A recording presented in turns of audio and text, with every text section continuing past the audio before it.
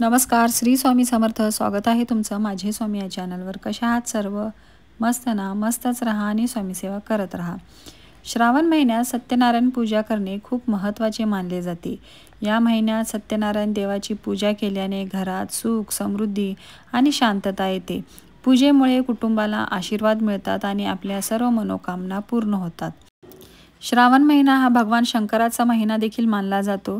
या महिन्यात सत्यनारायण देवाची पूजा केल्याने भगवान शंकराचा आशीर्वाद मिळतो. सत्यनारायण पूजेमुळे घरात सुख, समृद्धी आणि शांतता येते. या पूजेमुळे व्यक्तीच्या सर्व मनोकामना पूर्ण होतात. सत्यनारायण पूजेमुळे आरोग्य चांगले राहते आणि घरात ऐश्वर्य वाढते. सत्यनारायण पूजेमुळे वैवाहिक जीवनात सुख, संतती आणि आर्थिक लाभ देखील मिळतात. सत्यनारायण पूजा घरामध्ये सुख, समृद्धी घेऊन येते. घरामध्ये अखंड लक्ष्मीचा वास सत्यनारायण पूजामुळे राहतो. जिथे भगवान विष्णूंची सेवा केली जाते, पूजा केली जाते, तिथे आपोआप लक्ष्मी खेचली जाते. तर त्यामुळे ज्या घरात सत्यनारायण केलं जातं त्या घरात लक्ष्मीचा अखंड वास असतो. आणि श्रावणसारख्या पवित्र महिन्यात सत्यनारायण पूजा केल्याने घरात कायमस्वरूपी लक्ष्मी नांदते. आपल्याला आयुष्यात अनेक प्रसंगातून आपल्याला धीराने मार्ग काढावा लागतो आणि आपले मनोधैर्य टिकवून ठेवावे लागते. अशा ठिकाणी प्रसंगात आपल्या अडचणीतून मार्ग दाखवणारे अत्यंत प्रभावी असे व्रत म्हणजे सत्यनारायण व्रत. घरच्या घरी अगदी सहज करता येणाऱ्या काही उपासना आहेत. त्यातील हे एक. ह्यामुळे आपल्या मनाचे शुद्धीकरण तर होईलच, पण जगायला बळ मिळते. कुठलेही विकल्प मनात न ठेवता हे व्रत केले तर मनाचा सात्विकपणा अनुभवास येईल आणि चेहऱ्यावरचा हरवलेला आनंद सर्वांना दिसू लागेल. श्रावण महिन्यात किंवा एखादा चांगला दिवस पाहून अनेक घरात वर्षातून एकदा सत्यनारायणाची पूजा केली जाते. मात्र काही घरात वर्षभरात पूजा राहून जाते. ती विशेषतः श्रावणात केली जाते. श्रावण मास हा पुण्यसंचयाचा, त्या दृष्टीने सत्यनारायण पूजेच्या व्रताद्वारे श्रावणात सत्यनारायण पूजेसाठी हा महिना खूप पवित्र मानला गेलेला आहे. या श्रावण महिन्यामध्ये तुमच्या घरात जर तुम्हाला सत्यनारायण करायचं असेल, घरामध्ये जर पैशासंबंधित काही अडचणी असतील, तर तुम्ही सत्यनारायण हे श्रावण महिन्यात करून बघा. संकल्प घ्यायचा आहे आपल्याला आणि संकल्प घेऊनच ही सेवा आपल्याला करायची आहे. आता श्रावण महिन्यामध्ये आपण 5, 7, 11, 21 अशा प्रकारे आपण सत्यनारायण घरामध्ये घालू शकतो. रोज या सेवेमध्ये अखंड ही सेवा आपण चालू ठेवायची आहे. या सेवेमध्ये खंड पडता कामा नये. 5 दिवसाचा जर तुम्ही संकल्प घेतला आहे पूजेचा, तर रोज सलग तुम्हाला 5 दिवस ही सेवा घरामध्ये करायची आहे. म्हणजे सत्यनारायण पूजेची मांडणी घरामध्ये करायची आहे. सत्यनारायण पूजेची मांडणी ही संध्याकाळी करायची आहे. सकाळी जर तुम्ही पूजा मांडून ठेवली तरी चालेल, पण जे वाचन आहे, आरती आहे, जी काही सेवा आहे ती प्रदोष समयी म्हणजे संध्याकाळी आपल्याला ती सेवा करायची आहे. 5च्या नंतर सत्यनारायण पूजेसाठी चांगली वेळ, शुभ वेळ समजली जाते. तर त्यामुळे 5च्या नंतर संध्याकाळी तुम्ही सत्यनारायण घरामध्ये करू शकता.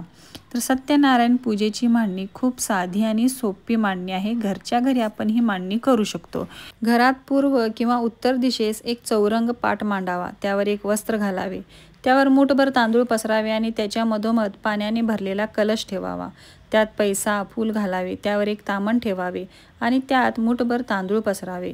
ह्यात तुळशीपत्राचे आसन करून त्यावर आपल्या देवघरातील श्रीकृष्णाची मूर्ती ठेवावी आणि त्याची पूजा करावी. 3 सुपारी आपण या पूजेमध्ये ठेवायची आहे. विड्याच्या पानावरती 1 सुपारी गणपती बाप्पांच्या नावाने देखील आपण ठेवायची आहे. मूर्ती असेल तर तुम्ही मूर्ती देखील ठेवू शकता. नाहीतर 3 सुपारी तुम्हाला या पूजेमध्ये मांडायची आहेत. श्रीकृष्णाला 108 किंवा 1008 अशा संख्येत तुळस अर्पण करू शकतो. पूजेत मन एकाग्र व्हावे त्यासाठी हा मोठा आकडा दिलेला आहे. तुळस अर्पण करून फूल वाहावीत. केळीचे खांब पवित्र मानले जातात आणि त्यांची सजावट केल्याने पूजेला शोभा येते. जर केळीचे खांब तुम्हाला मिळाले नाही तर आंब्याचे डहाळे तुम्ही या पूजेमध्ये ठेवू शकता. परंतु जे मिळाले नाहीत म्हणून पूजा थांबवू नये. श्रीकृष्णाच्या मूर्तीवर सकाळी अभिषेक करायचा आहे. पंचामृताने तुम्ही अभिषेक करू शकता किंवा फक्त दुधाने देखील तुम्ही अभिषेक करू शकता.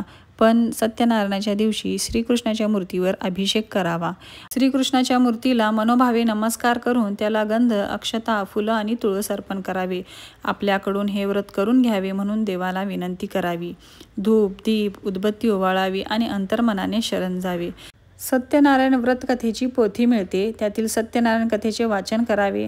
आरती करून शिऱ्याचा नैवेद्य दाखवावा. त्यात केळे घालावे. त्या दिवशी घरात जो काही स्वयंपाक केला असेल त्याचा महानैवेद्य देखील दाखवावा आणि घरातील सर्वांनी तो ग्रहण करावा। तसेच शिऱ्याचा प्रसाद बाहेरच्या निदान 2-4 जणांनी मुखी लागावा, जेणेकरून प्रसाद वाटप केल्याचेही पुण्य मिळेल।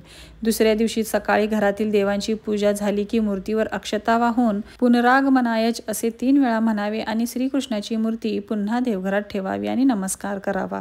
हे व्रत इतर महिन्यातील कोणत्याही पौर्णिमेला तुम्ही करू शकता आणि श्रावण सुरू झाल्यावर श्रावण महिन्यामध्ये तुम्ही कधीही हे व्रत करू शकता, त्यामुळे सहज करता येईल असे हे व्रत आहे। पण या व्रताची आणि उपासनेची वाच्यता कुठेच करू नये। उपासना करत आहोत हे कुठेही सांगू नये, कुठेही अवाक्षरसुद्धा काढायचे नाही, तरच त्याचे तुम्हाला फायदे मिळतील। नाहीतर कर्णोपकरणी झाले तर त्याचे महत्त्व कमी होऊन फळ पदरात पडणार नाही। उपासनेचे महत्त्व अनन्यसाधारण आहे। त्याने नुसतेच मनोबल वाढत नाही, तर त्यातील असामान्य प्रचंड सामर्थ्य आपला जीवन प्रवास आनंददायी करतो। फक्त त्या समर्पणाची भावना हवी, साधेपणा हवा, अहंकाराचा लवलेशही नको, तरच ती पूजा फलद्रूप होईल। तर अशा प्रकारे श्रावण महिन्यामध्ये आपण सत्यनारायण व्रत करू शकतो, एकदम सहज आणि साध्या सोप्या पद्धतीने। सर्वात आधी तुम्ही सत्यनारायण व्रत जर करणार असाल तर संकल्प घ्या श्रावण महिन्यात। मला तर वाटतं की तुम्ही 11 सत्यनारायण घरामध्ये करून बघा, तुम्हाला किती फरक जाणवेल। पैशासंबंधित ज्या काही तुमच्या अडचणी असतील तर त्या अडचणी तुमच्या मार्गी लागतील। घरामध्ये धन, संपत्ती आणि समृद्धी देणारे हे एकमेव असे व्रत आहे।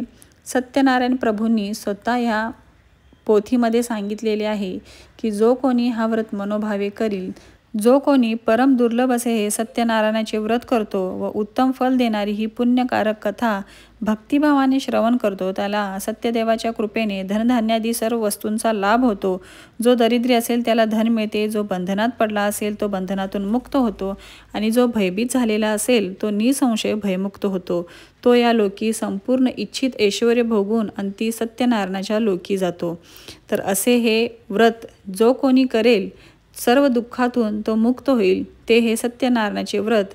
कलियुगात सत्यनारायणाची पूजा विशेष तत्वाने फल देणारे आहे। या प्रभूंना कोणी काल, कोणी ईश, कोणी सत्यदेव तर कोणी सत्यनारायण म्हणतात। नाना रूपे धारण करून सर्व भक्तांच्या इष्ट इच्छा पूर्ण करणारे सनातन भगवंत कलियुगात सत्यनारायण व्रतरूपी होतील। तर असे हे व्रत जो कोणी करेल त्यांच्या सर्व मनोकामना, सर्व इच्छा सत्यनारायण प्रभूच्या कृपेने पूर्ण होतील। तर त्यामुळे श्रावण महिन्यात आपण हे सत्यनारायणाचे व्रत करू शकतो। ज्या कुणाला प्रत्येक पौर्णिमेला सत्यनारायण घरामध्ये करता येत नाही तर त्यांनी श्रावण महिन्यामध्ये संकल्प घेऊन सत्यनारायण हे व्रत करावे, सत्यनारायणाची पूजा घरामध्ये घालावी। तर अशा प्रकारे साधी, सोपी आणि सहज मांडणी करता येईल असे हे सत्यनारायणाचे व्रत आहे। पण याचे फल अगणित असे आहेत। तर तुम्हीही घरामध्ये सत्यनारायण पूजा करून बघा। तर तुम्हाला आजचा व्हिडिओ कसा वाटला, आजची माहिती तुम्हाला कशी वाटली, सत्यनारायण पूजा कशी वाटली, नक्की कमेंट करा। व्हिडिओ आवडला असेल तर चॅनलला लाईक, शेअर आणि सबस्क्राईब करा। पुन्हा भेटूया अशा एक नवीन व्हिडिओमध्ये। तोपर्यंत सर्वांना श्री स्वामी समर्थ।